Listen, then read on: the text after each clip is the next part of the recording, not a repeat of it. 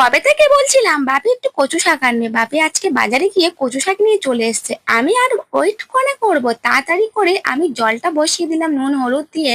আর যেহেতু তেঁতুল ছিল না, তার জন্য একটু লেবু দিলাম, যেহেতু গালটা কিটা যদি বা ডাঙা জায়গায় হয় কচুগুলো, তাহলে গালটা কিটবে। ঝটপট করে আমি ভাপিয়ে নিলাম, তারপরে জলটা ভালো করে আমি ঝরিয়ে নেবো।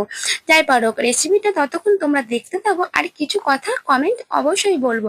আগের আগের ব্লগে একটা দাদাভাই বলেছিল, দিদি ভাই তোমার ভিডিও আমার খুব ভালো লাগে, তবে দাদাভাই তোমার কমেন্টটা হয়তো তুলে ধরতে পারিনি, তবে তোমার ওই কমেন্টটা দেখে আমার খুব খুশি লেগেছিল। আর একটা দিদিভাই বাঁকুড়া থেকে বলেছিল যে তোমার ভিডিও সত্যি আমার খুব ভালো লাগে, আর তোমার ওই হাসি। ধন্যবাদ দিদিভাই, তোমার এই কমেন্টটা দেখে আমি অনেক খুশি হয়েছি। তবে পরের ব্লগে তোমাদের কমেন্টগুলো আমি তুলে ধরবো। আর হ্যাঁ, আমি সবসময় নতুনদের পাশে থাকতে চাই, আর আমার থাকার সুযোগ করে দাও। তোমাদের ওই একটা কমেন্ট তোমাদের বাড়ি যাওয়ার রাস্তা দেখিয়ে দেবে, তবে অবশ্যই কমেন্ট করতে ভুলবে না। আর হ্যাঁ, তার আগে বলি, এই কচু শাক খেতে কার কার ভালো লাগে?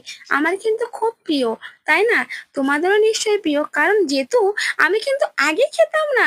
আগে যখন মা বানাতো তখন ভাবতাম ইস এইসব খাই নাকি, কিন্তু এখন পেলে আর ছাড়ি না। কি বলো তোমরা?